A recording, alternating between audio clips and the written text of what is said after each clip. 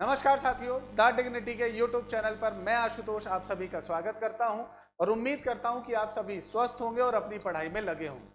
दोस्तों, आप सभी को पता है कि कल जो है बीपीएससी के द्वारा अतुल प्रसाद जी द्वारा जो है एक प्रेस कॉन्फ्रेंस संपन्न कराई गई और उस प्रेस कॉन्फ्रेंस में उन्होंने बताया कि देखिए, हम जो है आंसर की जो है वो अपलोड कर रहे हैं, प्रोविजनल आंसर की अपलोड कर रहे हैं क्योंकि ओएमआर स्कैन्स पूरे हो चुके हैं और आने वाले समय में आपको रिजल्ट देखने को जल्दी ही मिलने लगेंगे। और वैसा ही हुआ। आपका जो है 22 तारीख की रात को जो है आपका मैथ और साइंस प्लस आपका म्यूजिक और आर्ट जो है उनके रिजल्ट आपको देखने को मिल गए। अब रिजल्ट देखने के बाद विद्यार्थियों को पता चला कि जो आपकी कट ऑफ है जनरल की वो 80 नंबर तक जा पहुंची है। तो अब उनके लिए जो सबसे बड़ी दुविधा और शंका और भय है वो ये है कि सर, अगर मैथ साइंस में, जिसमें अगर देखा जाए तो बहुत कम अभ्यर्थी होते हैं क्योंकि मैथ साइंस ऐसा बैकग्राउंड होता है, तो अगर उसमें कट ऑफ 80 जा सकती है तो जहां पर नंबर ऑफ स्टूडेंट बहुत ज्यादा है वहां पर कट ऑफ तो बहुत ज्यादा जाएगी। अब हम क्या करें?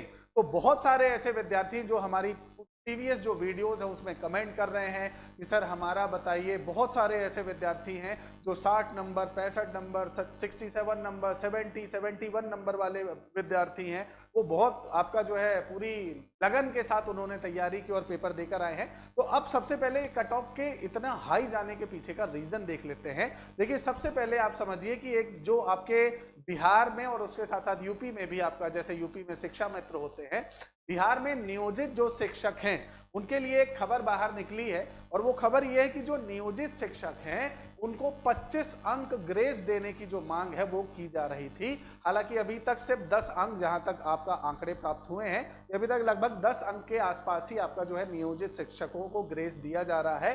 तो जो नियोजित शिक्षक हैं इनके कारण भी कट ऑफ पर बहुत ज्यादा प्रभाव पड़ेगा और पड़ रहा है क्योंकि गवर्नमेंट जो है वो इन्हें सबसे ज्यादा आपका प्रायोरिटी दे रही है, सबसे पहली बात। और दूसरा, अभी जो विवाद बीएड और डीलेड को लेकर हो रहा था उसमें से जो नियोजित शिक्षक हैं जिन्हें आपका हो सकता है आपका डीलेड के कारण बाहर कर दिया गया हो इससे पहले की वैकेंसी में, अब वो अपना भविष्य किसी भी तरह से अधर में नहीं करना चाहते। और अगर वो नियोजित शिक्षक के रूप में काम कर रहे हैं तो वो चाहेंगे कि जल्दी से जल्दी जो है 6 to 8 में, 9 to 10 में, 11 to 12 में, 1 to 5 में कहीं पर भी जो है उन्हें जॉब सिक्योरिटी मिल जाए। और इसीलिए उनकी तरफ से मांग भी की जा रही है कि भाई हमें जो है अच्छा खासा ग्रेस दिया जाए। सबसे पहला कारण है नियोजित शिक्षक, जिनके कारण जो है ये कट ऑफ क्या हो रही है, बढ़ रही है। सबसे पहला पॉइंट।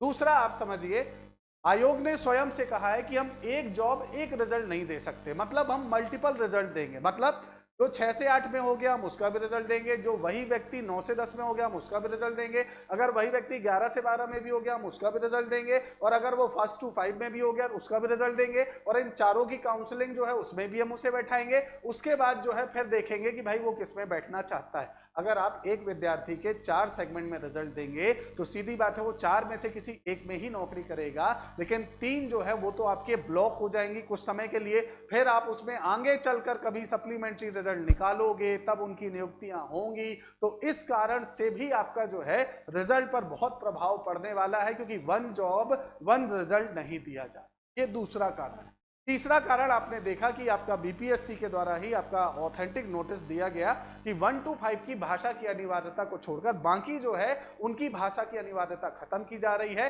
और इस कारण से भाषा की अनिवार्यता खत्म करने का कारण क्या था भाई? 30 नंबर में से 30% नहीं आ पा रहे, मतलब 9 नंबर नहीं आ पा रहे। बहुत सारे विद्यार्थी फेल हो जाते और कट ऑफ अपने आप धराशायी हो जाती, नीचे आ जाती। जैसे विद्यार्थियों के अकॉर्डिंग टू पेपर उनके आ रहे थे, भाई इतना टफ पेपर बनाया, सिलेबस अच्छा खासा था, उस हिसाब से विद्यार्थियों ने काफी मेहनत की।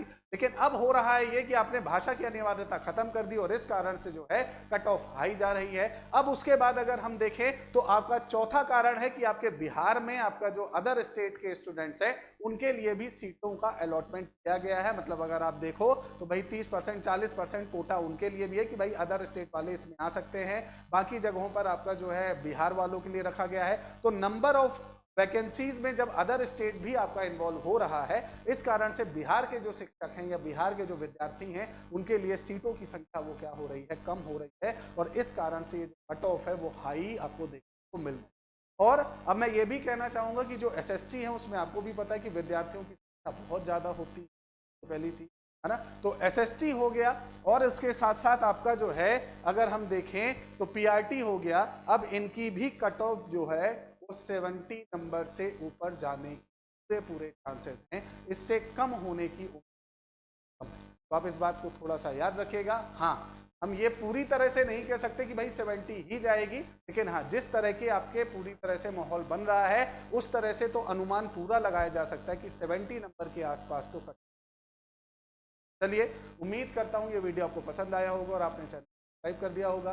किसी भी तरह की समस्या या कोई भी रुकावट या कोई बात आपको समझ में नहीं आ रही है, आप कमेंट सेक्शन में कमेंट जरूर करिएगा। और एक पॉइंट हमेशा याद रखिएगा कि आपको धैर्यता बनाकर रखनी है। अभी जो कट ऑफ हमारे और हम जैसे टीचर द्वारा बताई जा रही है वो एनालिसिस करके जो आंकड़े मिलते हैं उनके अनुसार बताया जाता है, लेकिन कट ऑफ आने के समय पर जो आती है उसके आपके जो पैरामीटर्स हैं, हो सकता है हम जहां तक सोच रहे हैं आयोग उससे आगे बढ़कर सोच ले। तो घबराना बिल्कुल नहीं है, परेशान नहीं होना है, बस वेट करना है, क्योंकि अब रिजल्ट की बारी है, बहुत जल्द रिजल्ट आएगा।